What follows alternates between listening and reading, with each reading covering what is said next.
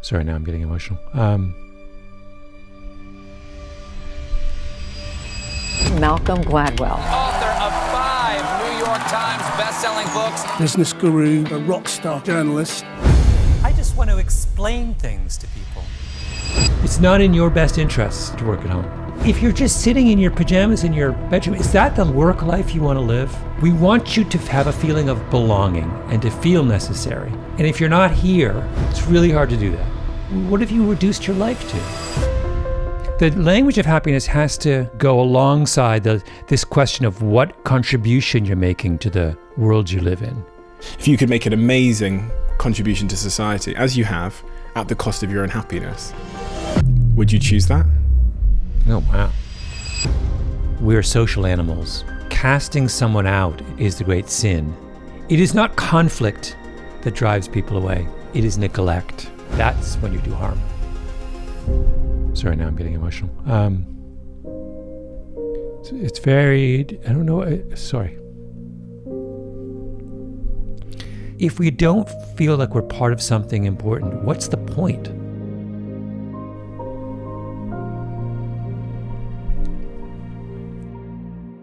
So without further ado, I'm Stephen Bartlett, and this is The Diary of a CEO. I hope nobody's listening, but if you are, then please keep this to yourself.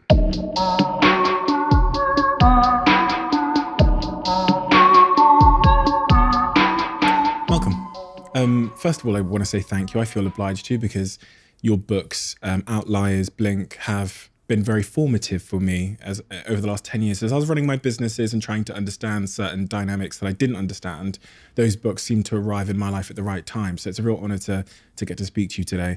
Oh, thank you. Going back then, you've become a tremendously well-known, highly acclaimed writer and thinker and podcaster. But when I think back to your early years, say before 10 years old, what were the factors that you look back now in hindsight and connect and say, that's the reason I ended up becoming the person I am today? Oh, wow. You say before the age of 10? Yeah, like sub 10. Well, at the age of 10, I had already lived in 3 countries. Wow. Jamaica, and maybe even 4. Well, Jamaica, England, and Canada. And it's possible a brief stint in the United States. So I was well-traveled, although, you're dimly aware of these things at that age. And I had I have an English father and a Jamaican mother. So I was conscious of myself as an outsider a little bit, which I think is very useful. And I was living in that point in kind of southwestern Ontario, the kind of one of the sleepiest but also most amazing places in the West. I mean, a place of kind of almost absurdly happy people and no crime or dysfunction and, 10 churches in every village and a kind of, I realize now in retrospect, a kind of magical place I grew up without any kind of broader anxieties. So I was never scared of anything. There was nothing to be scared of when I was growing up, which I realize now was probably an enormous blessing. On that first point of realizing that you're a bit of an outsider, why do you cite that as being a good thing? For a lot of people, that leads to bullying and feelings of sort of social inadequacy. But why do you say that's a good thing? Well, I think of it as liberating. I'll give you a small example. When I first came to Canada, I was 6 years old. And in rural Canada, when you're 6, all the boys had been playing ice hockey and skating since they were 4. So I remember very distinctly being aware of the fact that everyone played hockey and I didn't. And also being aware of the fact that, wrongly, but I felt that it was too late for me to learn. So I was permanently outside of hockey culture. I was the only boy who didn't play, which is incredibly liberating, which meant I could choose. None of them got to choose what they wanted to do, right? I did. So it was like I didn't have to participate in these kind of compulsory rituals of the Canadian upbringing. And having choices, being an outsider does allow you a kind of range of freedom that is denied people who are embedded in a culture. And what did you choose? Well, eventually running. But I think I chose just to, the amount of time 7-year-olds spend playing hockey in Canada is enormous. I mean, it's just, so I think I just had more time to read and kind of, it's a full-time job for an 8-year-old or a 7-year-old. I had quite a solitary childhood, which again, I think was a blessing. I think I had time to kind of indulge my curiosity and read lots of books. And I wasn't I see a lot of children today pushed into unwanted social interaction. I don't understand is it really necessary? If you're 7 and you'd rather spend an evening by yourself, isn't that fine? I think it should be fine. One of the things that I read about in The Story of Success was about the impact that parental involvement at that young age, and this is kind of maybe somewhat linked to what we're talking about, parental involvement can have on someone's outcomes. And my parents I was the youngest child of 4, so my parents had resigned to the fact that they had to parent me. Mm-hmm. So I had this huge freedom, and I think I always cite that as being the reason that I went on to become an entrepreneur, because I had this huge void of independence. But so I wanted to get your take on that, because that led me to believe that less parental involvement would lead to greater independence, which would lead to better outcomes. Yeah, but except that, yes, I actually completely agree with you, but I wonder whether, so if you're describing a kind of benign neglect, which youngest children, I'm also a youngest, often encounter. But benign neglect is not the same as a lack of parental involvement, because it's benign neglect. It's considered neglect. It's that your parents they haven't removed a safe structure around you. The structure remains in place. What they've removed, they've just stopped hovering over you. Yeah. They realize it's no longer necessary or productive, or they no longer have the time for it. But they've not abandoned you. So, I think it's, sometimes I think those of us who are youngest, do our parents a little bit of a disservice when we describe their absence from our childhood. They're not absent. They're just simply wiser in the way that they choose to parent. Yeah, I thought my parents were absent, but you're right. We still had the house was still hot. We had a roof over our head. I was still attending school. Yes. I got expelled ultimately for like 30% attendance, but I was still kind of going. I did the same thing. Yeah, I read about that. I thought, we were similar. But my mother was complicit in my mother was quite happy if I chose to not. Oh, really?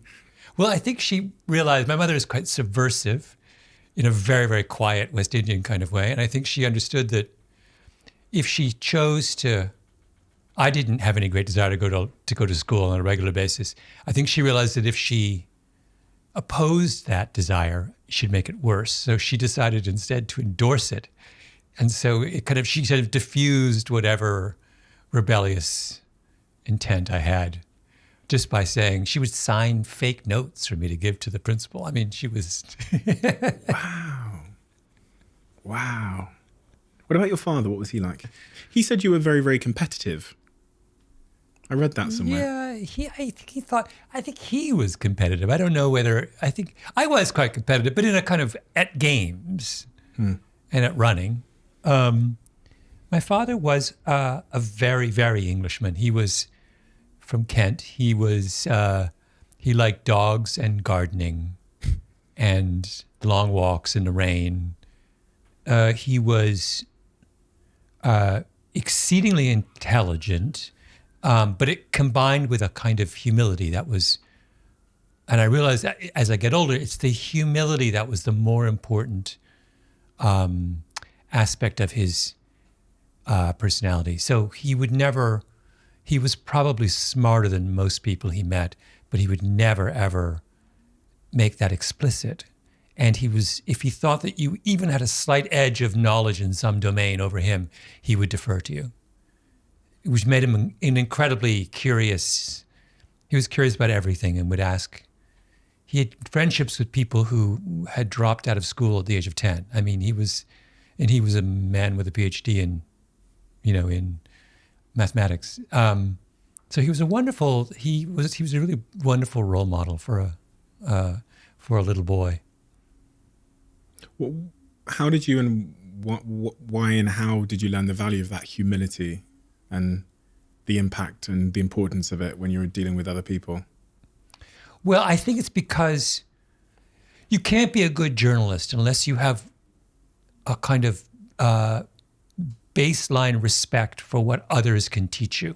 If you're going to be a good interviewer, you must enter into every interview with the expectation that you know less, that the person you're interviewing has something to tell you, right? And that's actually much more difficult than it sounds, because in normal conversation, we have an urge to assert ourselves when we think we have a kind of intellectual advantage, informational advantage. That's why you watch people talk. Interruptions are often about the other person asserting their superiority on that point. Someone says, "Oh, it'll take me forever to get here." The other person says, "No, it won't," right? You can't be a journalist you have to turn that off if you want to be an effective interviewer. You have to trust that this person ultimately can teach me something that I can't learn on my own. Even if in the moment I'm not getting anywhere. You just have to quiet that voice and let them keep going and keep, asking the right kind of questions. That requires an assertion of humility. It took me years to kind of perfect that as a journalist. And I would watch it. When I worked at the Washington Post, I would watch the great journalists, and they all had that. They just that ability to kind of, to make it plain to whoever they were talking to, I know less than you. That's why that's why we're having this conversation, right? It's a beautiful thing when it's done right, when it's done well. It's got me reflecting on various people. One of the people that made me reflect on it, interestingly, was Joe Rogan. How he feels like such a bridge to his audience and listeners, but because he does come across as being tremendously humble, regardless of who he's speaking to. He always seems to understate his intelligence as well. He always calls himself a monkey. Yes, especially when, he has a kind of yeah. Well, he has this wonderful thing where he can put himself. He's squarely in the position of his listeners, which is really, for a host of any kind of show like that, is if you can do that, you're gonna win, right? He's having the conversation that his listeners wish they could be having with the subjects on his show. On that point of journalism, at what point in your early years was there any inclination that you might become a journalist? You might go into that profession, if any? Never. I had thought I liked writing. I didn't imagine that it was a profession. It didn't occur to me that you could actually make a living doing it. So I always was thinking of other things I wanted to do, and then I kind of fell into it by accident after I graduated from university. So I never really, I thought of something you did on the side. It seemed unimaginable that somebody would pay you to do this kind of work. The lack of role models, the lack of examples. No, I think it's a little bit of it. If I had grown up in, New York or Toronto or London, I would have been much more aware of people who were in the creative professions. But I grew up in a town of 4,000 people. There was no one in my town who made a living in the creative professions, right? You wouldn't live in a small town like that and do that. So I didn't know. I have friends who grew up in, Manhattan, and they knew filmmakers and actors and fiction writers, and as part of their parents' circle when they're growing up. I knew none of that. What advice would you give to people around that age, say the early 20s, just graduated and thinking about going off into the world? Because I hear a lot of these stories about certain small factors can have such a tremendous impact on your outcomes, like the city you live in. Would you encourage younger people to go and get into those big cities if they're trying to have careers in things like journalism or media or whatever, or business? And how much of a swing does that have? Because I always think, I'm on Dragon's Den and I see these entrepreneurs coming in and pitching tech companies.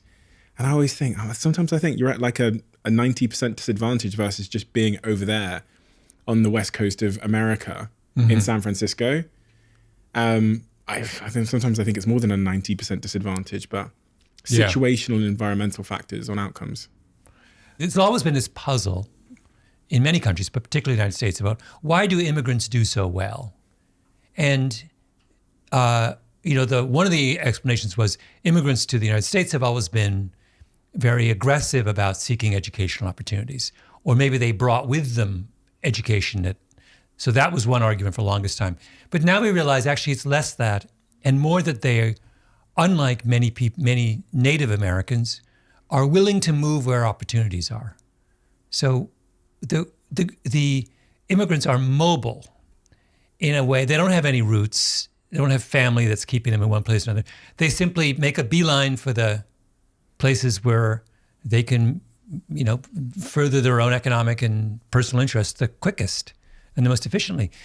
Native people don't do that because they have too many encumbrances. So my advice to people, young people, is always, where do you want to move? It's the first question you should ask yourself. Your default should be, you're going to move somewhere, right? Don't fall in the trap of when you're 23, of doing the comfortable thing and staying near family and friends. There'll be plenty of time for that later. The only question on your mind should be, where should I move? And once you decide where you move, I think a lot of other things fall into place. So if you are someone who imagines that you would like to start a company in the tech world, and then move to Northern California or Austin, Texas, or Tel Aviv or whatever. Go where I think you're absolutely right. You need to go where the opportunity is. It's not going to come to you magically. And you are at a huge disadvantage if you're not there. There's just no question about that. People have confused the efficiency of digital communication, the kind of the logistical efficiency of digital communication, with emotional efficiency and kind of psychological efficiency. It is only logistically efficient. It does not resolve it doesn't help someone trust you more or take a chance on you or get to know you in all of your complexity. Yes. I wish, It's one of the things my parents said to me at a very young age was, we lived in Devon, which is, Devon, right? Down in the corner from the farms. And they were very clear at a young age. They said, you've got to leave here. So just so you're all well aware, for the four of us, you have all got to go out of this city. So, and we were all very clear on that. And all of my friends are still there, every single one of them. Mm-hmm. All of my best friends are still in Plymouth. But even if they went to university in another city, they came back. It's not to say that they're not happier than me. And this is maybe my next question, which is, because I hear that immigrant tale all the time, that immigrants tend to have better outcomes relatively, whatever it might be. But my question becomes, are they happier? And I say this actually because of a conversation I was having last night with my friend who has his family have built $1 billion company in this country. The dad was the first generation immigrant here. The dad is just completely overwhelmed with work. Like, he is obsessed, to the point now the son said to me last night, I don't actually think he knows what makes him happy at all. But because he was in survival mode when he came here, they've built $1 billion. It's actually, I think it was worth $5 billion now. But is he happy? And I sometimes ponder that the first sort of generation immigrant is on survival mode. The second generation has the chance of being in maybe a thriving self-actualization situation. But I don't know if you had any light to shed on first generation happiness. I'm dubious of this. So I all of this happiness stuff, and I say this, and I'm fully open to the possibility that I'm wrong, but my understanding of happiness is, because of the research on happiness, is that it's a fairly stable trait. In other words, there are people who are happy, regardless of where they are, and people who are not, or people who don't appear happy, or people for whom happiness represents itself differently. So I would say of your friend's father, maybe he is happy, he just expresses it differently. He built a massive business, he's made his family stable, he's created a secure beachhead in a whole new country, You don't think that makes him happy when he puts his head on the pillow at night? I think it probably does. It's just not, it's not the kind of lie on the beach, read a good book happy, but it sounds to me like a pretty amazing set of accomplishments that would make him, will he die happy having done that? Yes, he will, I think. I don't know, I never met the man, but I'm wondering. Billionaires generally. What's that? People say they've never met a happy billionaire. And I don't believe that. I think people who've accomplished something like that, they derive a different kind of satisfaction from it, but it's not a lesser kind of satisfaction. Do I work more than most people? If I look at the cohort of people I went to college with, university with, do I work more than most of them? Yeah, probably. Do I spend less time, watching movies and reading books and going on holiday? Yes, absolutely. Does that mean I'm less happy?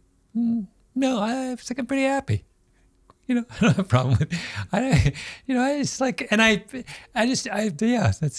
I'm a little bit skeptical of this narrow definition of happiness. So I think it's based on this idea that to be happy or whatever, you have to have this kind of recipe of ingredients and they have to be equally balanced. So you have to have, strong interpersonal relationships or meaningful connections. You have to have, exercise, these kinds of things. So when you see an individual who's so out of balance because they just work every waking hour of every day and they don't make time for friends, families, or walking the dog, and they're consumed by it, people from the outside go, well, that's not a happy person. And I would think the science would support the fact that people tend to be happier when they have stronger, more meaningful relationships and they have more balance in their lives, generally. Yeah. No, I think, so you understand, so let's go back to your friend's father. Mm-hmm. So your friend's father is not someone about whom we can generalize. Yeah. He's clearly he's an outlier of some sort. I imagine there's a whole series of traits that he's in the 99th percentile on. Probably incredibly intelligent, incredibly driven, list them all. So that kind of person is never going to have a balanced life. I mean, you could put him in, the cornfields of Iowa and say, you're going to be a farmer. That's all you can do. And he's going to be someone who's like working, 80 hours a week, and right? That's just his temperament. So the question is, what I'm saying is happiness for him is probably going to look differently than happiness for lots of other people, but he's highly unusual. For the average person, yes, balance is appropriate, but you didn't ask me about an average person. You asked me about someone who built an enormous business from scratch. Yeah, I worry. I think I worry sometimes. Part of the reason I think I ask the question is for myself, that I'm being dragged by my own insecurities. So I sit here with a lot of successful, maybe billionaire CEOs that have built these great companies, and you find out that the reason they built them is because their mother. In the case of one of my previous guests, which was on 2 weeks ago, and he said this on the podcast, he's built $1 billion beer company. You find out it's because his mother, when he was a young kid, basically always convinced him he was never enough. She'd come into his room, smash his toys, and say things to him to convince him that he was just never good enough. Mm-hmm. So he's had this almost neurotic, obsessive drive to prove to the world that he is good enough. And you wonder how voluntary that drive is, and what it's come at the cost of. And is he really, is this individual really happy and fulfilled, or are they just being pulled by their insecurities? Yeah. But there are, maybe another way of saying this is that, so to use that person as an example, so he took a kind of trauma and made something productive out of it. He had a great deal of certain personal costs, but he took something that might have defeated others and ended up contributing substantially to society. He may not be happy, but I would describe his life as a triumph, right? And the other thing I would say is that the language of happiness has to go alongside this question of what contribution you're making to the world you live in. That there are many people who are not personally happy, but who make enormous contributions. And that's a parallel, and in many cases, far more important function. Was Florence Nightingale happy Probably not. She's as far as I can tell from what I know about her life, she had all kinds of psychological issues and whatever. But she made an enormous contribution that continues to this day, right? She started a whole, so there are, like I said, I would like to have a kind of, I would like to evaluate people's lives along a whole series of dimensions and understand that not everyone can satisfy each of those dimensions in any moment. One of those, being happy feels like something that I would like. For me, making a great contribution to society feels like something that others would like from me. And I wonder, if you could make a huge, this is just a rough and a tangent here, but if you could make an amazing, contribution to society, as you have, at the cost of your own happiness, would you choose that? Depends on what the contribution was. The contribution you've made in your life, you've helped millions and millions of people. Oh, I see. Would I have done what I did if I thought it was coming at a significant cost to my own happiness? Yeah. Probably not. But then I think the world, but if I was a biologist who had working on a breakthrough for some disease, the calculation might be different. I mean, I'm not saving lives.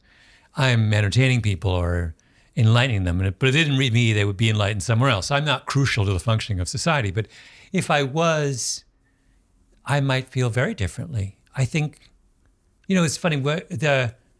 I'm over here because I have this book now in paperback, The Bomber Mafia, and it's a story of these group of men, pilots in the 1930s in America, who have a dream about a better way to fight wars. And they're all down in Alabama, and they have these ideas about how the bomber, high altitude precision bombing, can revolutionize warfare and save countless civilian lives. Their dream turns out to be they can't pull it off in the Second World War. They start out the war with high hopes, and by the end, many of them have had their careers destroyed because they pursued an idea which didn't work. It didn't work at the time. Now it does work. They really pioneered a kind of warfare that is essential to the way we think about war today, and has today, saves countless lives. Didn't work in their time frame. So in a sense, they sacrificed their career and large part of their happiness for a future cause. They were long dead before it paid off. Am I glad they did that? Absolutely. Would they be glad if you resurrected some of these guys from the dead and you said, look, I know in 1936 you had a vision about how to make war better, and it was finally realized during the Kosovo campaign of the 90s, 60 years later. Are you happy you did what you did? Do you feel now that it was worth sacrificing your entire career over this lost cause? Because it turned out not to be a lost cause. And they would, I'm sure from the grave, they would say, I am so grateful that I did what I did, right? Even though one of these guys, one of the heroes of the book is a man named Haywood Hansel. He was this brilliant, passionate, romantic figure in the Second World War who has this extraordinary set of ideas about how to revolutionize the air war in the Second World War, which he tries and fails to implement in the war against Japan. And by the age of 40, this is a man who devoted his life to the Air Force. He's a career, his father and grandfather, they're all like career military officers. This is his whole world. He's basically through by his late 30s. He's just pushed out to pasture and spends the next 30 years of his life basically as the guy who failed in the Second World War, right? He would say it was worth it, I think. Do you think so? Yeah, I think he did. I think he would. And we should all be enormously grateful to him for making that sacrifice. I am grateful for them for making that sacrifice, but I tend to believe that people are more motivated by their own ego than they typically often allow. Their own sense of like wanting to accomplish something so they can be someone that accomplished something. Mm-hmm. And I tend to actually think this probably from doing this podcast so much, where I often get to the root cause of a successful person's achievements and find out time and time again, it was just an insecurity from their childhood. It was, they were bullied, they were beaten up. And it's this almost involuntary pursuit to prove the bully, my mum, being outcasted and being the only black kid in an all-white school to fit in or to prove someone wrong. And then you look at it from the outside and you clap and go, oh, they were courageous or they were brave. It's like, no, they were insecure. Mm-hmm. So why does it bother you that insecurity manifests itself as courage? It absolutely doesn't. I did a tour of this country where I opened the show and say, you call me brave. I was actually just insecure. Yeah. So it doesn't bother me. I just think it's reality. And in reality, we don't talk. And I think obviously in hindsight bias, we say, oh, this person was so courageous. They were so intentional. Most of the time they were just insecure. Like they didn't get Christmas presents and they were bullied. Yeah. But I like that though, because to my mind, it makes courage far more accessible when we realize that courage can have many, many fathers. I love it. Yeah, I think it's beautiful. It's a beautiful notion. And the idea that people can take what can be harmful, damaging, traumatic things, like I was saying before, and spin them into gold is at the heart of what is so kind of joyful about the human spirit, right? It's incredible. Like that was actually the headline of the Guardian newspaper 2 weeks ago, was my face with the title that said, insecurity was my greatest motivator. And it was because I never understood this idea because I expelled from school, dropped out of university after one lecture. I never understood this idea that other people thought I was brave, when in really I was like a coward running away from things I didn't like, fueled by insecurities. Like it was actually cowardice and insecurity, if you're really being honest. Yeah. And so going back to your point about these, these people from the 1950s? Yeah. 1950s. 30s. I wonder what their driving underlying force was, because... Well, it's funny. So there's a little group of men, and they call themselves the Bomber Mafia, and they're all in their 20s. They're young men in the 1930s, and they're in the Army, and there's no such thing as the Air Force in the 1930s anywhere. And Air Force is a division of the Army in most countries. And the people running armies in the 1930s think planes are a joke. They're a toy, right? And here are these young guys, and they actually think planes are what the future of warfare is. And they feel overlooked and ignored. And they're, in the 1930s, if you were in the Army, you had to spend time, learning how to ride a horse because the cavalry was still a thing. And they would, you'd have to groom your horses and, trot around and these guys think this is a joke, right? This is the most absurd thing they've ever seen. Why are we riding horses when we've invented this thing called an airplane, which can fly hundreds of miles and drop bombs and revolutionize warfare? And no one's listening to them. And they feel like they're outcasts who are in an institution that they don't belong in. And they're really at a loss. And their solution is, they're all up in Virginia, right around where military headquarters is in America.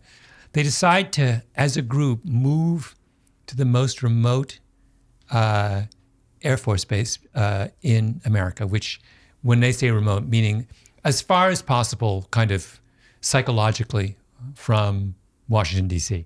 So they moved to this little tiny corner of central Alabama, Montgomery, Alabama, which even today, Montgomery, Alabama is in the middle of nowhere. And they want to be off by themselves and left a kind of dream.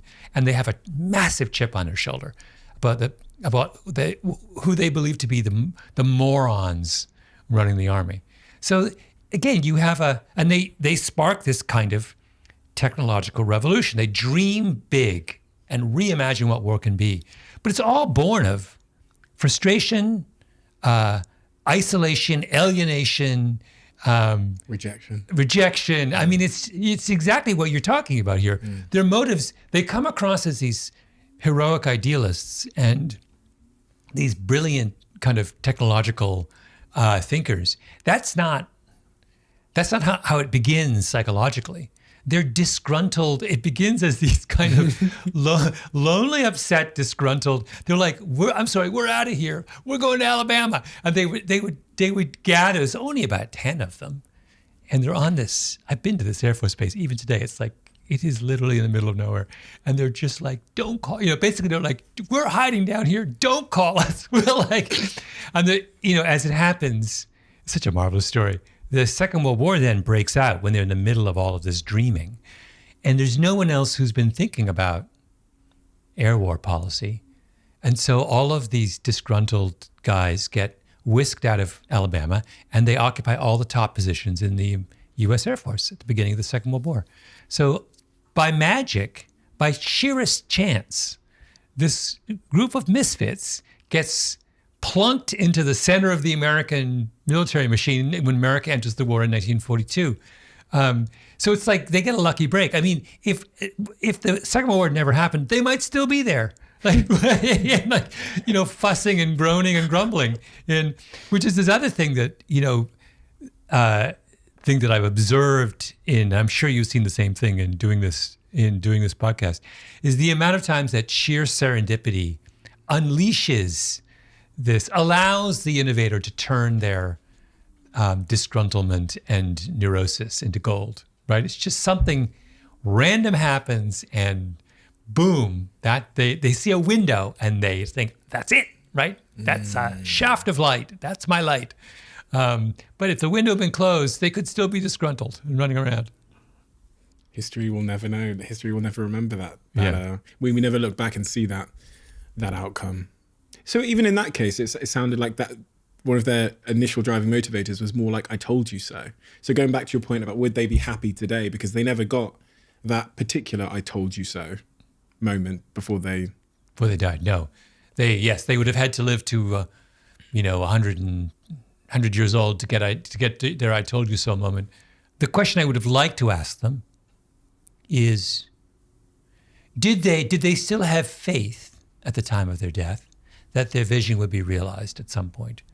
So there's a whole class of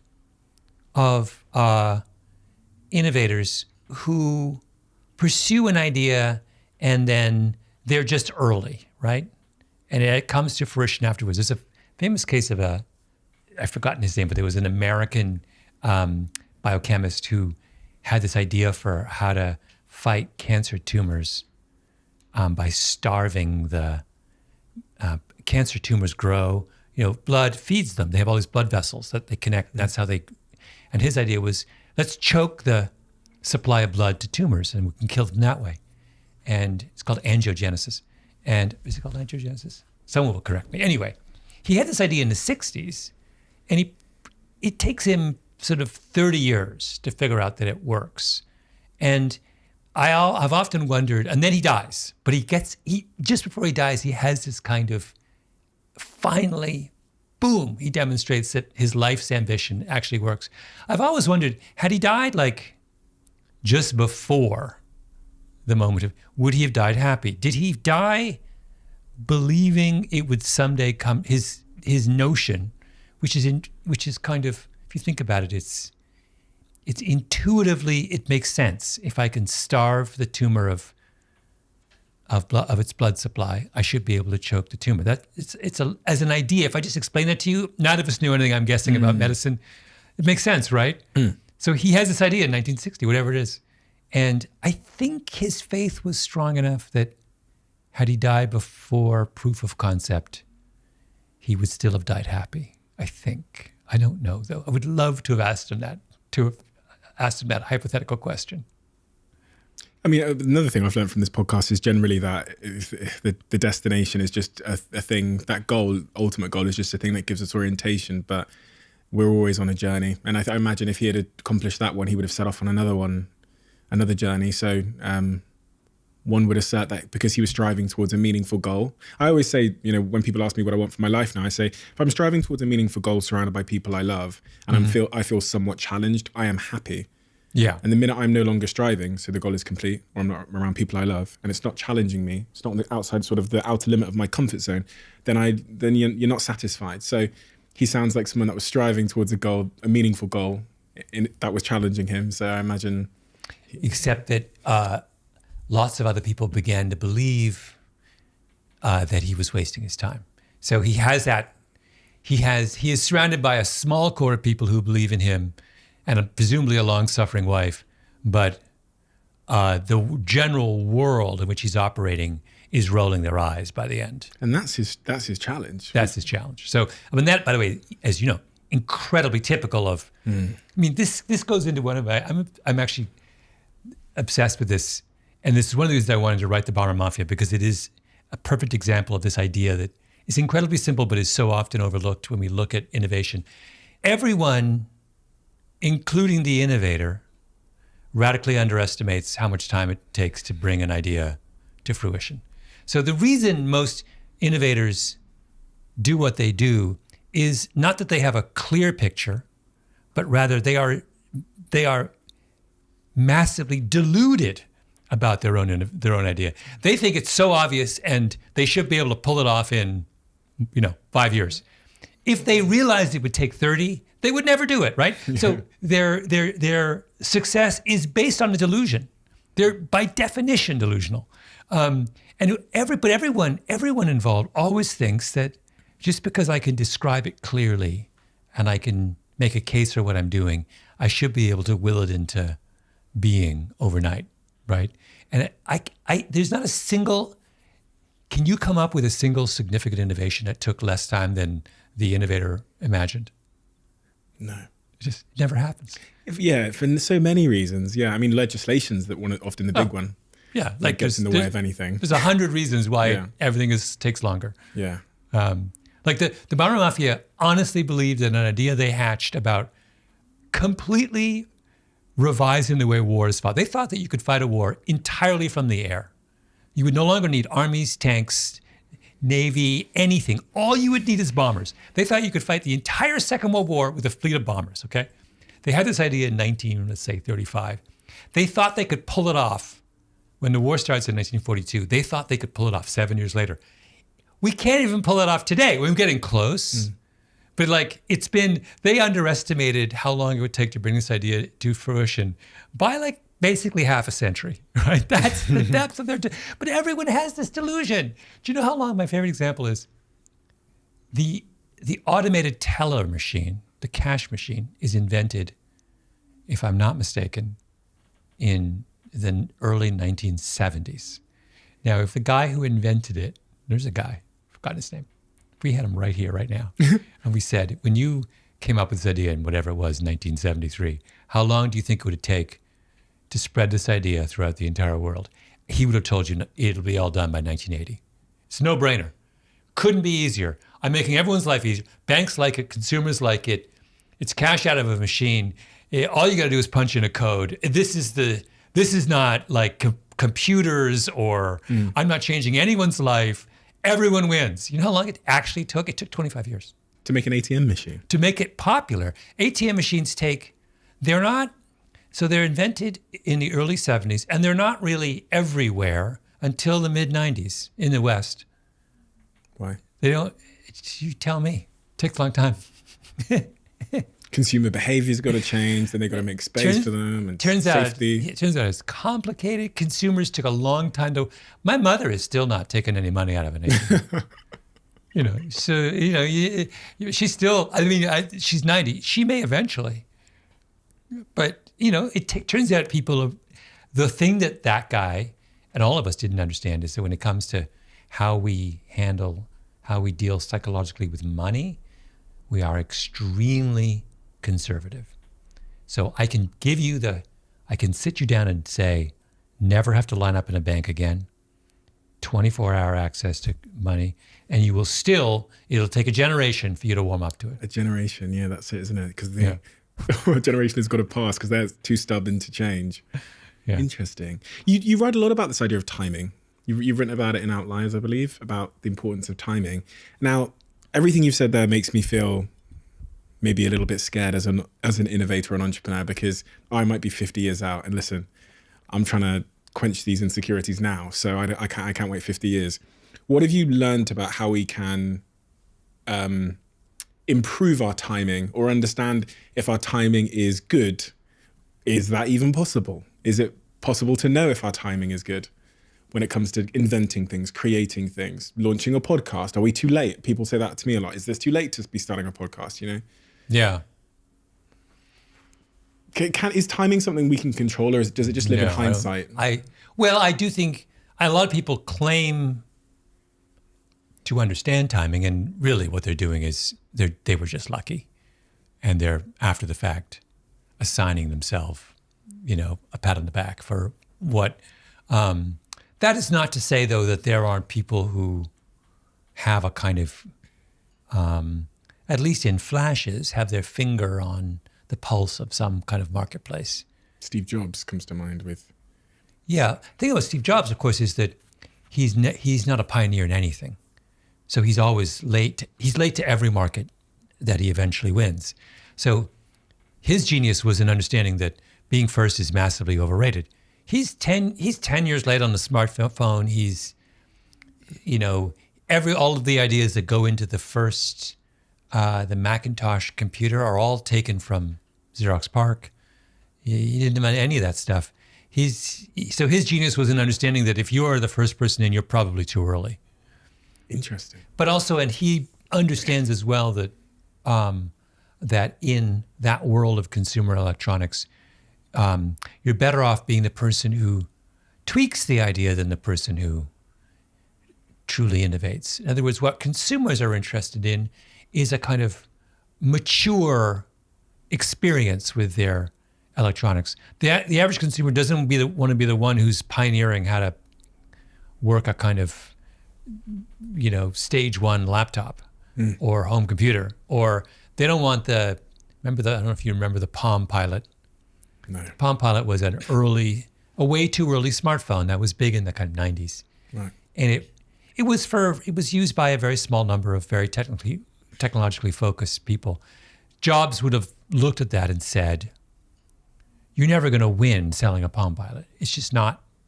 You need to kind of tweak it 2 steps and make it something that an average person would want to use. He was very commercial in the way that he approached product innovation. That was his genius. So in some sense, I think he is exactly what you're talking about. Someone who had an uncanny sense of how to bring something to a mass market.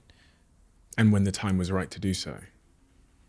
Yeah. Although when the time was right. Yeah. He did a very good job of never being too early.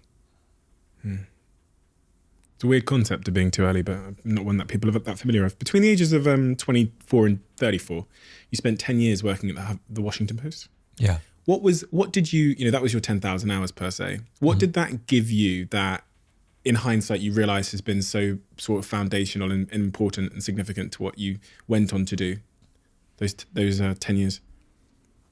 Well, it taught me when I was talking earlier about that thing about reporting requiring a kind of fundamental humility. That was hammered home in those years. I also learned to write without anxiety. So you can't be a newspaper reporter if you have any neuroses whatsoever about the act of writing. You just have to, you have a limited amount of time. The discipline of being forced to write something every day in a limited amount of time for 10 years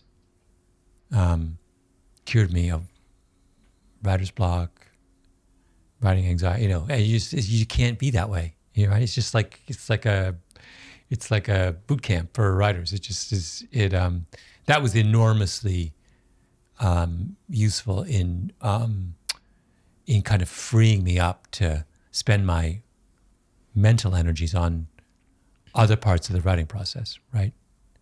What about writing generally and the value and role that writing has played on your self-awareness, your personal development? Because, we're living in a generation, I think, where writing is becoming less popular and maybe even less necessary.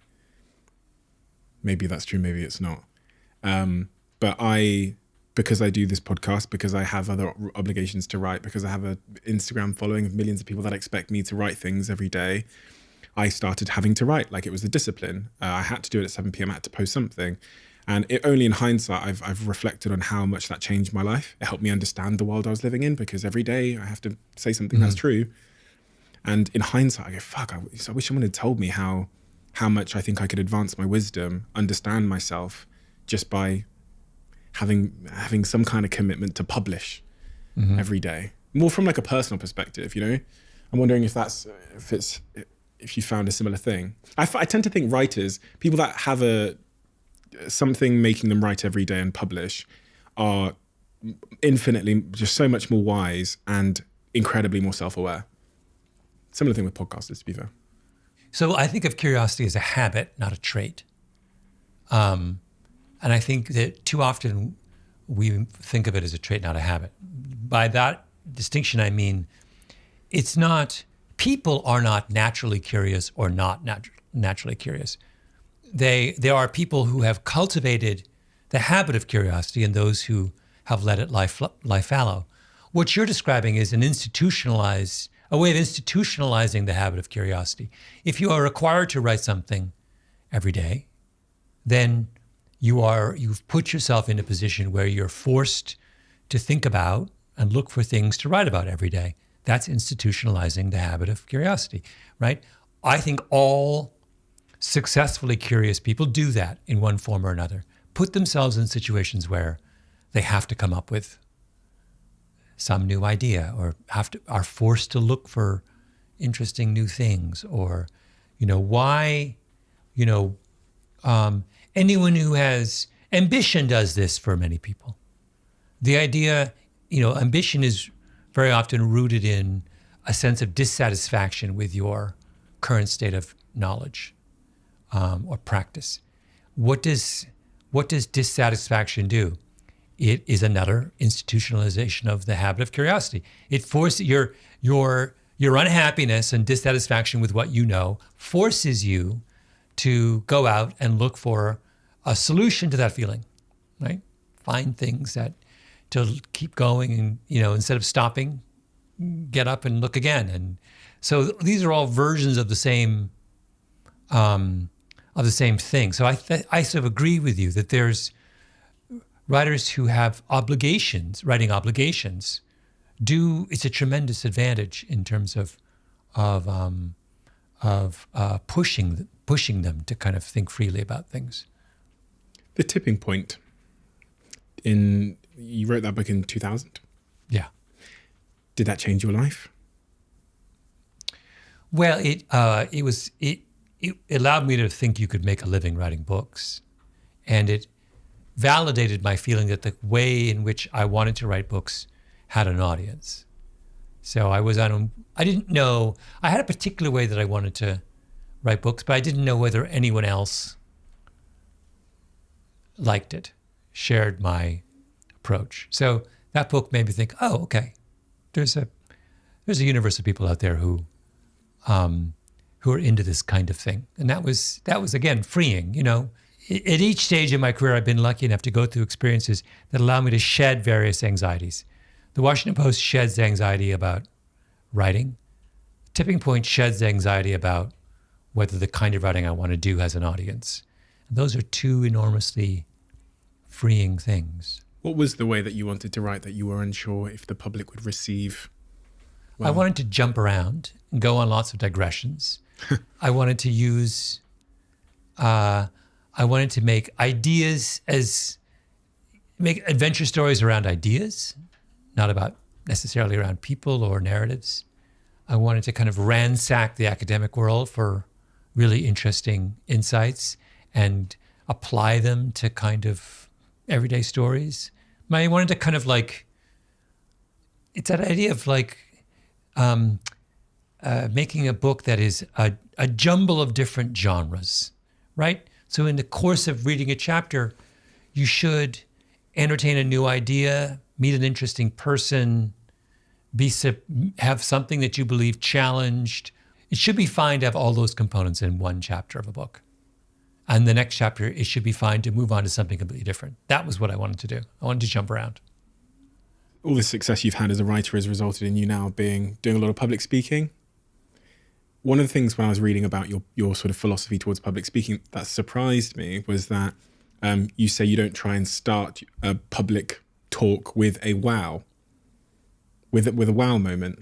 I think the quote was that never starts his talks with a wow moment or anything to hook them in, but instead tries to draw them in slowly. And this surprised me because I've always thought that the opposite approach was better. As in, like, when you walk on stage, people are typically on their phones or whatever, and you don't have their attention. So trying to get them to pay attention within the first 10 seconds by saying something that is somewhat, I don't know, provocative was a better approach. So I was keen to hear why you take that stance. The question is, what do you want your audience, and in this sense, it's no different from writing, what is the experience you want your audience to go through? You have them for whatever, 45 minutes, an hour. And I want them to feel that they have progressed. I don't necessarily want them to agree with everything I said or think I'm wonderful. That's not important. I want them to be in a different place than they were at the beginning. So to have thought about something that they hadn't thought about, to have moved their position on something a little bit, to be emotionally in a different place. So if they started out one way, I want them to be somewhere else. If they started out distracted, I'd love them to end up being focused. I just want movement, right? So my worry is when you start with a bang is you compromise the movement. So if, for example, I want them to be amused, their journey to be a journey towards amusement. If the first thing I do is tell them an incredibly funny joke, the journey's over, right? It's about time. So the central problem of these speeches is that they've committed, like I say, 45 minutes to an hour. That's a long time. And everything has to be about that. You have to think about that time frame. You're telling a story within a 60-minute window, right? And they're going to judge you by how they feel in the 60th minute, not how they feel in minute one. Movies, the movie that fails, you sit in a 2-hour movie and you're enthralled for the first 90 minutes and then it falls apart in the end. You leave unhappy. You have never given a movie recommendation where you said the following: you should totally go and see that movie. The first hour is amazing. Now, I will warn you, the second hour is terrible. Yeah. You never do that, right? Yeah. You would actually, but you would say, oh, you should totally see it. It'll start a little slow and you'll wonder why you're there. But wow, the last hour, that you would say. I've described to you this, from a logical perspective, the same experience, 50% good, 50% bad. But all I've done is, if by putting the bad first and the good second, I've made it something you recommend. And by reversing it, I've made it something that you would never tell a friend to do, right? I actually talk a lot about to my team about how people remember the peak and the end of an experience in all the psychology tests they do. And big tech companies use this as a way to create a more memorable recollection of any of their sort of customer experiences. And also the studies they've done on whether if someone misses the flight at the start of their holiday versus if they miss it at the end of their holiday, the recollection of the holiday is drastically different. Exactly. If they miss it at the end, it's fucking awful holiday there. Yeah. So that makes sense. But I think my thing is, I won't even have their attention at the peak of the experience or the story if I haven't held them at the start with some kind of promise. And we actually see this with Mr. Beast, who's the biggest YouTuber in the world. Much of the reason he says he's successful now, 100 million subscribers, fastest growing YouTuber over the last 5 years, is because he will, at the start of the video, and this is a little bit to do with algorithms, he will tell you the promise he's making you that you're going to get at the end. So he'll do something in the end, he'll basically create the plot in the first 10 seconds and go, in this video, I buy 1 million iPhones and then I text them all at the same time. And you're now waiting till the end to see the plot realized, I guess. Well, he's promising to tell you a story. Yeah. Right. So with most stories, if you go and see if you pick up a mystery story, it's the same thing. By virtue of being described as a mystery, it's making a promise. The promise is, I'm going to, I'm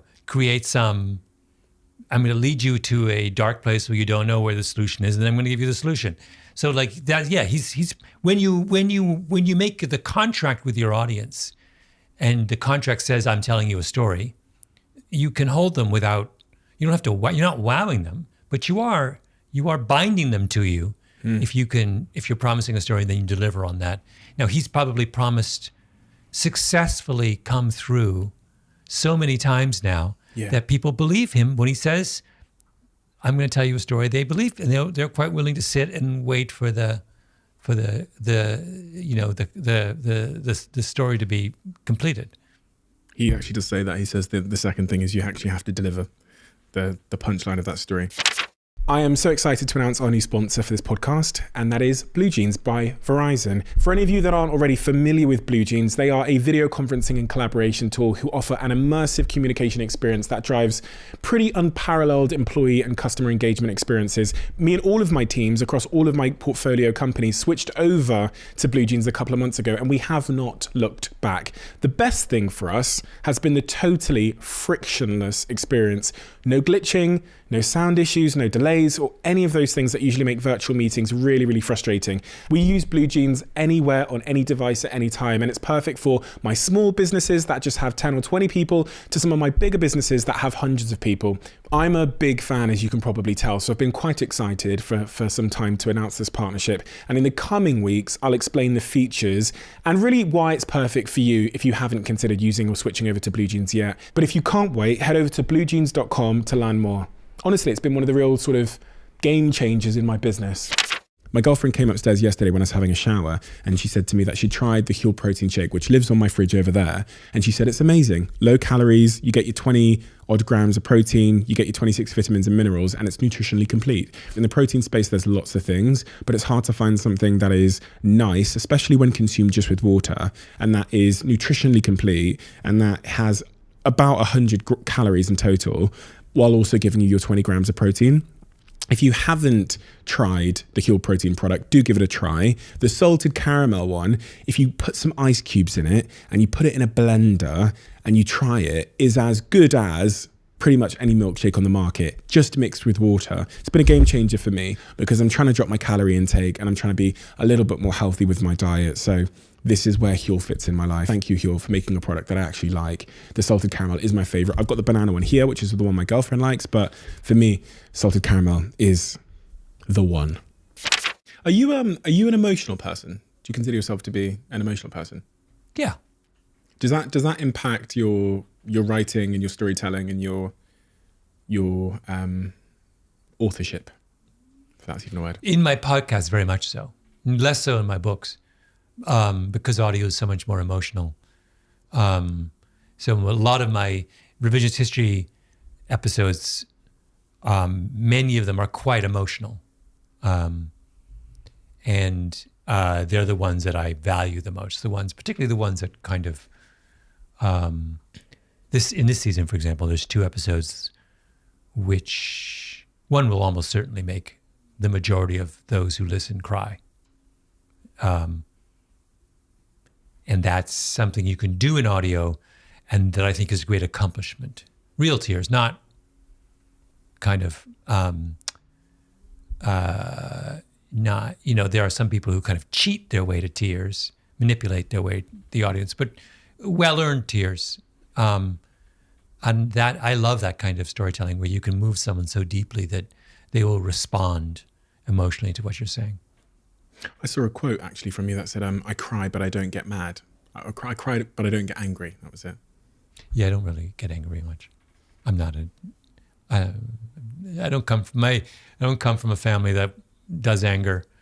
I don't sort of see the point. It never gets you what you want. It doesn't make sense rationally. It feels terrible emotionally. It just makes everyone is worse off and unhappier after the angry episode than before. So it's like, remind me why this is I try to kind of squelch it whenever I have an impulse to do. And then I just find it goes away, the impulse. When was the last time you cried? Oh, I don't know, 2 days ago? Really? Yeah. I tend to cry most often when I'm by myself. I think about something that causes me to get emotional. Is it typically in your writing, or is it you think more? No, I'd be walking down the street and I would. Really? I will be pursuing a line of thought that will bring tears to my eyes. Really? Yeah. Is that what happened 2 days ago? Uh-huh. You're walking down the street and Uh-huh. are you able to share what that line of thought was? I was thinking about my father. Right. I was with my daughter, taking her. She's 10 months. She's in the little baby carrier. And my father never met, he died before she was born. And I would dearly have loved for him to meet her. And they have a lot in common, I think, although it's hard to tell at 10 months. But it seems to my mind they have a lot in common. And I was just reflecting on how lovely it would have been for them to meet. You're a person of faith, right? Mm-hmm. So you believe, you're Christianity or? Yeah, that's the tradition I grew up in, yeah. Yeah, same. I grew up in Christianity. We were always in church growing up until I was about 18 years old. How has that impacted the way that you see the world and your work and your writing and even that particular moment? Because being of the Christian faith, I imagine that, I'm guessing here, so excuse me if the guess is wrong, but I imagine that your belief is that he is here and he has matter.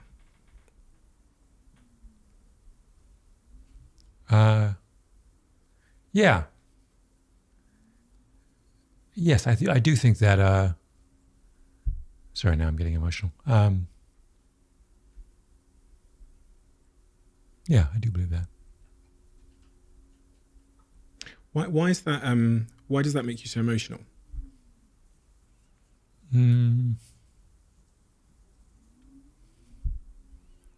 It's very. I don't know. Sorry. It's very difficult for me to talk about my father without.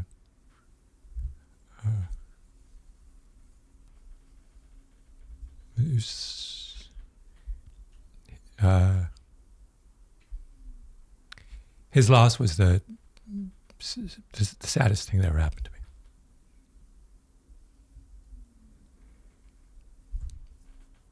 Sorry, I hope you're fine. It's in many respects a very beautiful thing what you're saying, in the sense of his the love you clearly have for the man. I always feel particularly moved when people talk about their fathers, and I've talked about this on this podcast a lot because I'm living with this kind of ongoing regret, ongoing forecast of regret that I'm going to regret. My father is not at a young age and we're not so close and we don't have a close relationship. And I can't seem to figure out why I don't do something about it. So when I hear stories like that, I think it's this really stark reminder to me that like parents don't live forever. And I'm living with that illusion that my parents are going to live forever. And I'm also forecasting the regret based on speaking to people like you, if that makes sense. I'm like, it's when people say, what do you regret? I think I'm going to regret not having a closer relationship with my parents when they're gone. Yeah. Well, one of the ways you realize that your grief is one of the ways you keep them alive.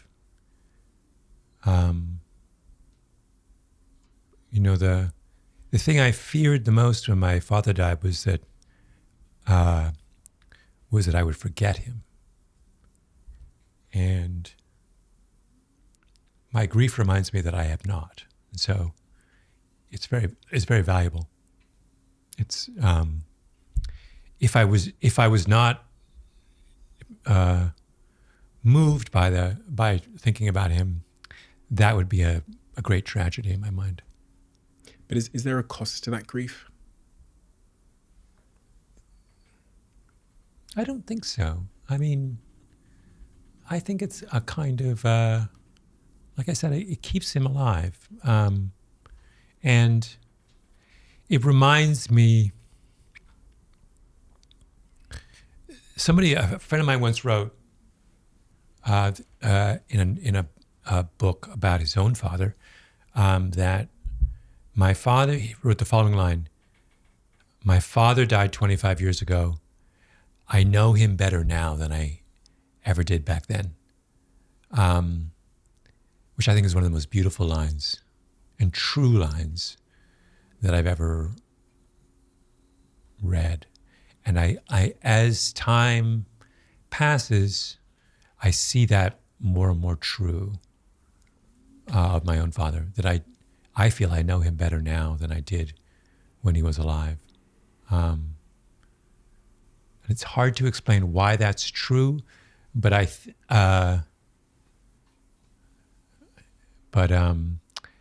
and I feel like if I were to ask my father about how sad he was about dying, the knowledge that I know him better now than I did when he was alive would make he would find that fact would make his passing easier in his own mind, if that makes sense. It's getting awfully convoluted. But I feel like it's one of the things that makes death of a loved one less tragic, is that you have an opportunity to get them to know them better. I realize that's hard to. It's a very hard concept to explain. It's very difficult for me to explain. When I read that, it seemed so enormously resonant and true. That something about the opportunity to kind of reflect on them over an extended period of time, and to see them reflected in, I mentioned my daughter. To see my father's reflection in her clarifies my father in my mind. That specific traits that are popping up in her. Everything from the size, and my father had an enormous head. My daughter has a truly enormous head. And I look at her head and I just think, that's him. That's, but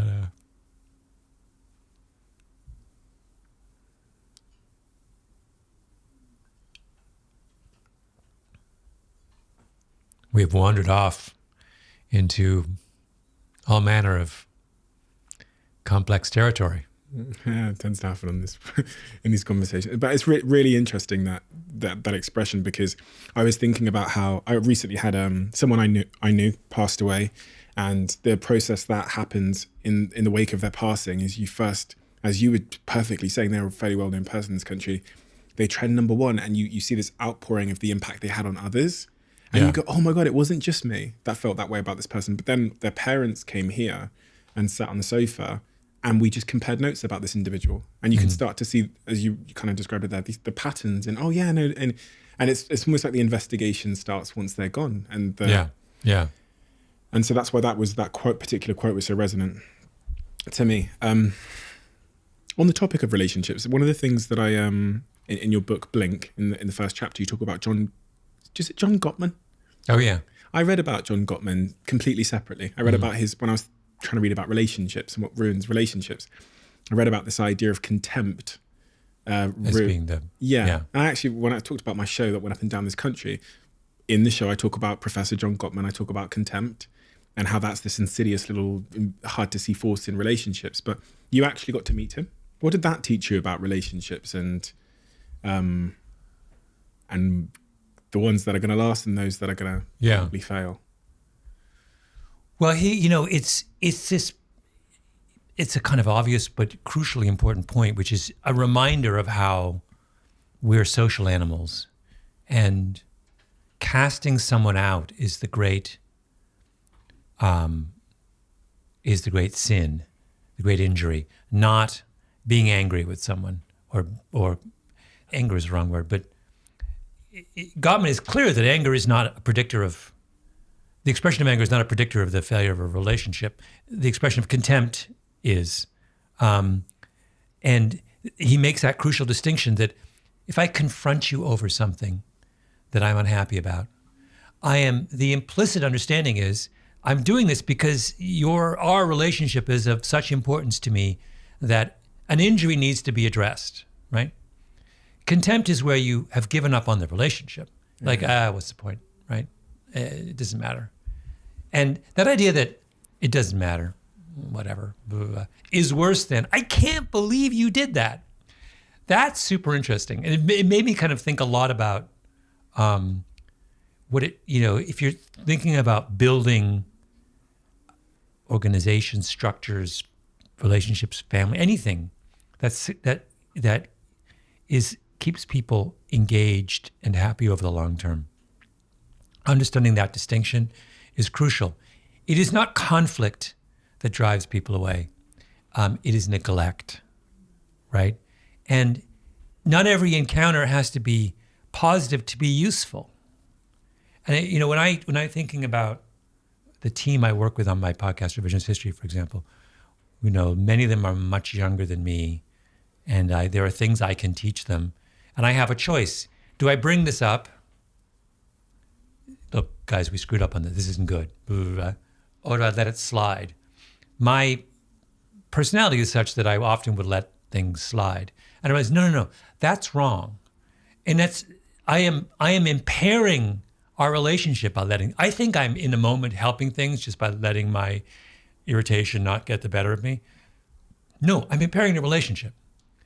When I say to them, this isn't good work and here's how it can be better, I am affirming to them that they are part of my team.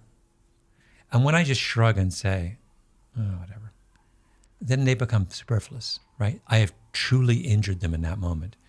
This idea that that's a lot of what effective management is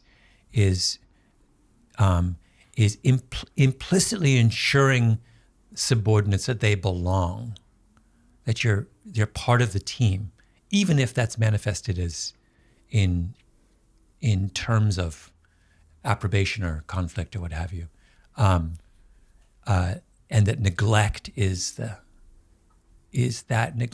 enemy, and this is true in families as well, right? Neglect is the enemy. The thing that you can't. We were talking earlier about benign neglect. Benign's the key word, right? Considered neglect is fine, but when you turn your back on a child, that's when you do harm. And you know, none of us were talking about our parents turning their backs on us. They were watching from far and not doing anything. Totally different. Yeah. Totally different. Yeah. It's actually completely changed my perspective on my own childhood, because you're right. I always thought of them like it being a form of like bad parenting, but in fact, they loved me very much, and they were there at a house, and I was safe, and I had a foundation to flourish in. Yeah. Without that, if I wasn't out on the street, you know, trying Foraging to feed for yourself. Foraging, lovelessly, which I actually think would have been even worse than being hungry, just being loveless. Completely loveless. And love, again, even in my child, we weren't maybe an affectionate family. I still don't call my parents by mum and dad. I still call them by their first names.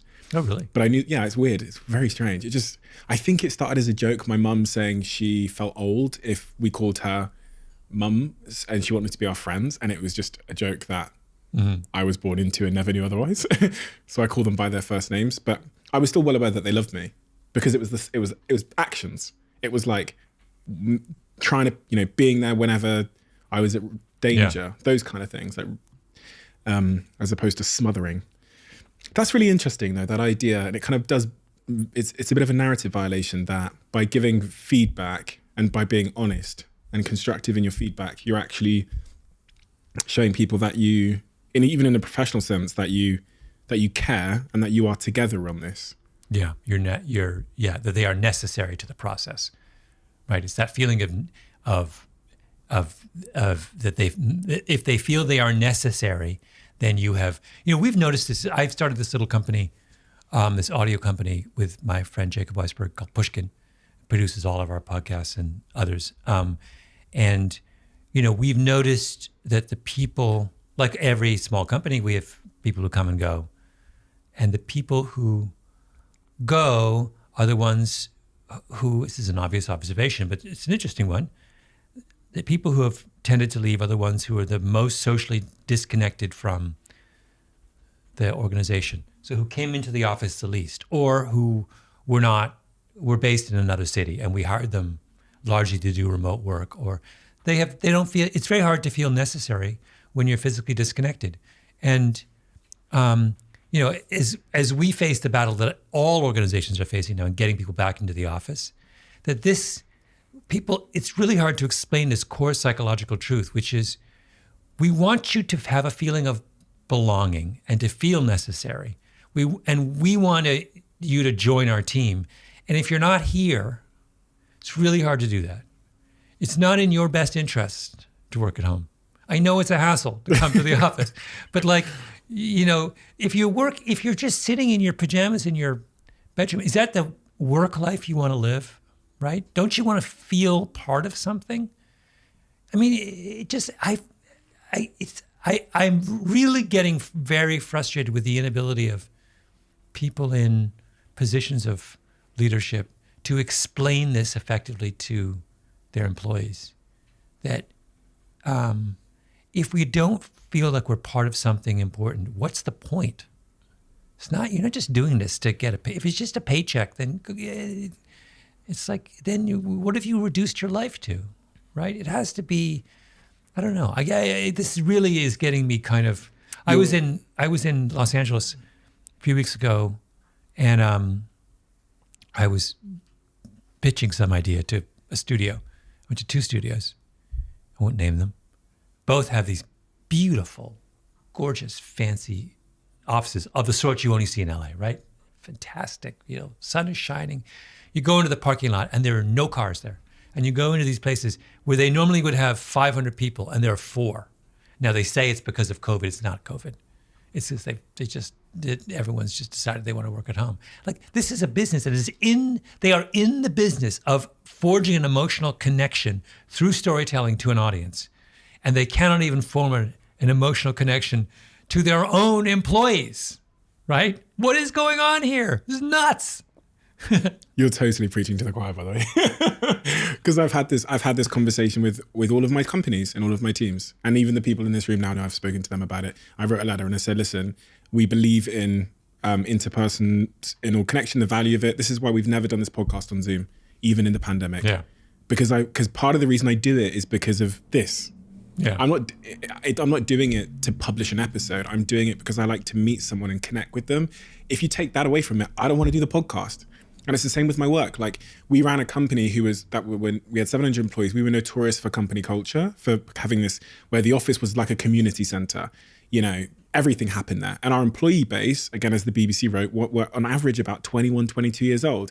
The minute the pandemic comes around, for the first time ever, we see people quitting en masse. Mm-hmm. Because suddenly it's them doing a to-do list in their boxer shorts at home. And the only upside we're bringing them in their life, the only sort of remuneration we're giving them, other than, you know, the work is interesting, whatever, is pay. It literally then becomes the pay we're giving versus the company down the road that are paying you to sit in your boxer shorts and do your to-do list. So it became pay versus pay. Mm-hmm. And to be honest, there were other people that were willing to pay more. So we saw tons of people leave. And I realized that central to the value that we bring to these people's lives is community and togetherness and connectivity. So I fully, fully believe in it. And I also think that, and this is a controversial thing to say, people don't typically know what's right for them. And I'm not saying this just in the context of work. I'm saying, like, look at other areas of our life where we've sacrificed community for productivity or efficiency, where maybe we now sit at home and tap a glass screen to get our food, and then swipe on a glass screen to get a date, and then click double tap photos. Like, that's probably what you would have chosen through convenience, but then the cost on happiness, which you don't get to see when you make that transaction. So I think I said to all my companies, and even some of my foreign companies, like, the most important thing for me is to give you clarity on who we are. Then you can decide where you work. Yeah. And the problem we've seen over the last couple of years is spineless virtue signaling, scared CEOs, specifically that are in San Francisco, like the Facebooks and the Twitters, who all had to follow the same kind of leftist, do whatever you want, without realizing that company culture should be reverse engineered from your company's mission. And when you think about your company's mission, the thing that will help you achieve your company's mission is connectiveness, is employee retention, is a sense of community, is all the other things other than just pay. These are all, so when you think about it from that perspective, you think, in fact, bringing people together, giving them freedom. I mean, they can still have as much freedom as they like to decide the days, and what, you know, they've got to have freedom because that's also connected to them fulfilling the mission. But saying that we are a group of people that get together because we believe in that. We believe in the value of it. Yeah. And every time I say this, you know, there's a big cohort that, yeah, amazing. And then, I mean, I was at an office this morning and it's exactly what you've described. They said there's usually 500 people in there. My team were there with me. Empty, completely empty. Mm-hmm. I went to another office, a big ticketing company, They'd started building the construction of this building in central London during COVID. They've spent what I believe hundreds of millions on this office, completely empty. And I go, wait, what's going on? They go, well, we're trying to get people back in. We do pizzas on Tuesday downstairs. People still don't come in. Why don't you give them clarity? Why don't you say, this is who we are? Because they're scared. They're scared to be clear. So just do whatever you want. Decide whatever you want. That's not how teams work. Name a team that runs on that basis in sports. Do whatever you want. So I believe, I have a hypothesis that we're going to return, not to where we were before, because I think that was somewhat broken as well, but I think we're going to return to a nice middle ground.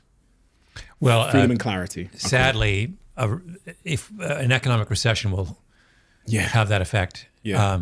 I mean, when people start to get worried about their job, I think that might be easier to get them. It's sad that it's going to take a lot of pain, but I suspect that will change the culture somewhat, the kind of climate. I think it will be, and Jack is a good example here. Jack was freelance. So in the company I described with the great office culture, whatever, Jack used to come in as a freelancer. So he wasn't part of it. So he was one of the people sat at home in his boxer shorts, I'm guessing. And he would, part of the reason why, and this, I don't want to speak for Jack, but from what I understand, do correct me if I'm wrong, Jack, is Jack wanted to move from being this freelancer to being full-time in our team, was because he saw that he was missing something. Jack, please correct me. Is that accurate? Yeah, that's right. Yeah. What were you missing? What did you... Well, I'd come to your offices and I'd see what it was like being part of a team, which I hadn't seen before, and I just realised that's what I've been missing from my work the whole time. And so he was in the freelance sitting at home and then saw this group of young people that were all friends and played football and went out on Fridays and thought, you know what, that's actually as important as just getting a check, you know? So that's my hypothesis. I'm actually going to start using our office culture as a way to employ people, which kind of bucks the trend that it's going to sort of disincentivize people to work here. So Oh, I mean, if it could have a really lovely thing where if you preferentially select people based on their desire to work in an office, that's a really wonderful way to kind of build a nice office culture, right? Yeah. Just for the moment, you can just sort of cream skim all the people who believe there's value in that. What a party that would be. Do you know what I mean? Those are the people I want to be with anyway. Do you know what I mean? So, yeah. Another thing that I found very curious was this idea that too much information when making decisions can sometimes distort reality and be unhelpful. Because, I mean, in most of the pursuits, in most of the businesses I run, the phrase is like, the more information, the better. And even when we're trying to figure things out, looking at the analytics, we're trying to get as much data as we possibly can to make our decisions. Now in Blink, you kind of contest that idea. Yeah. That sometimes less information is much... Well, particularly, if these are unsupported decisions. So if you're going to be using decision-making tools, advanced analytics, and you are confident in whatever algorithms you're using to kind of, then fine. But for sort of much more human decision-making, we have all kinds of problems. A classic one would be, you want to buy a car and there's 6 things you're concerned about, and you fall into the default mode of weighing all 6 equally, when in fact, price is probably 5 times more important than color of the car. But you sort of make the mistake of thinking, oh, I don't want to buy that one because it's the wrong shade of green, when it's far and away that parallels with something that I didn't really understand until I started this company I've observed a kind of startup in operation with this company, Pushkin, which is, it's really, really hard for decision makers to focus on more than a handful of things. The idea that focus is a limiting variable in a lot of crucial decisions is something that I understood it abstractly, but now I understand. The reason as a company you want to pick, 2 lines of business, not 5, is not that 2 lines make more rational business sense than 5, but because you can't focus on 5. You can't. So you only have a limited amount of space in your head, right? And so that idea that we have a limited amount of space in our head. President Obama used to, every morning he would he would have someone lay out his clothes for him so he didn't have to think about what clothes he was going to wear. And on the theory that if you devote space to what you're going to wear that morning, you have less space for other stuff. He's absolutely right. It's totally true. So we clutter. This idea that cluttering our decision-making process with extraneous information in the hopes that makes us better off in the end is a fool's game. Don't clutter. Like I said, if we're talking about unsupported decision-making, if you are, IBM, sorting through some complex fine, but I mean, for everyday kind of stuff that, clear away, prioritize, be very clear about your priorities, focus on what is crucial. That's the way to be a more efficient decision maker in these immediate unsupported domains. I really need to do that with my wardrobe upstairs, because I've got hundreds of, I wear 2 of the black t-shirts and there's 100 in that cupboard.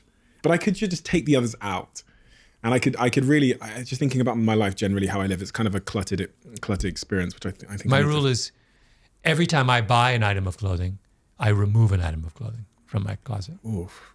So I have homeostasis. Yeah. Slightly obscure topic, alcohol. Mm-hmm. Do you drink? Yes. Because I read about I've seen various sort of opinions you have on alcohol. Uh-huh. And I assumed that would mean you didn't. Why are you laughing? Because these are things about which I love to kind of opine, half tongue in cheek.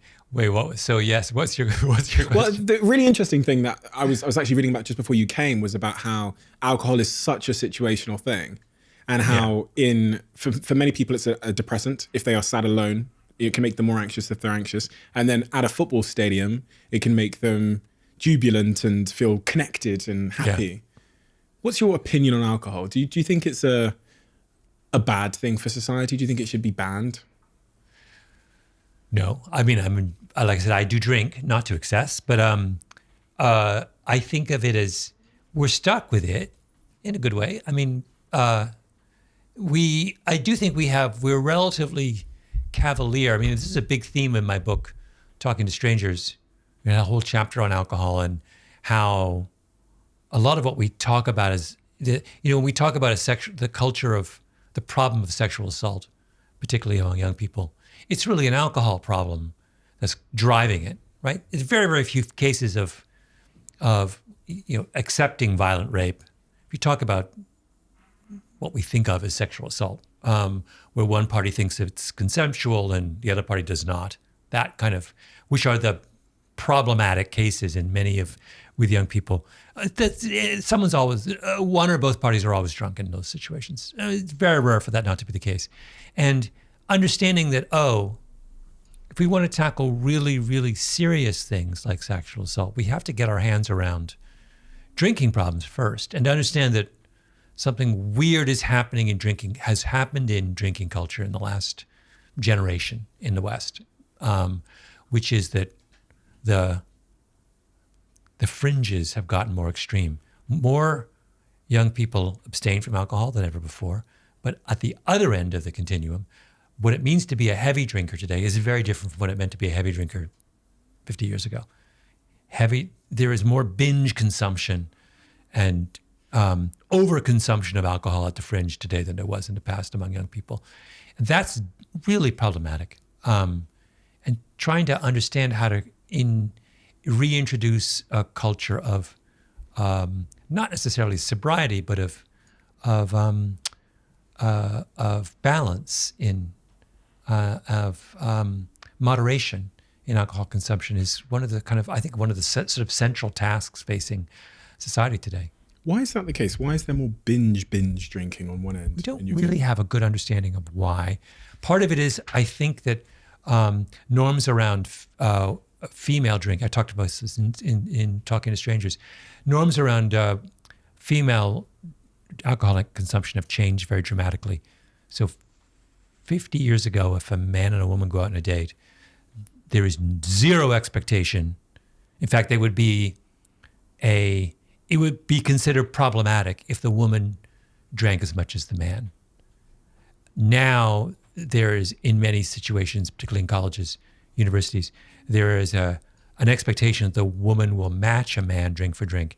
And that is so incredibly problematic for a whole series of physiological reasons, not just, by the way, that women tend to weigh a lot less than men. It's not just about weight. It is that women process alcohol in a fundamentally different way than men.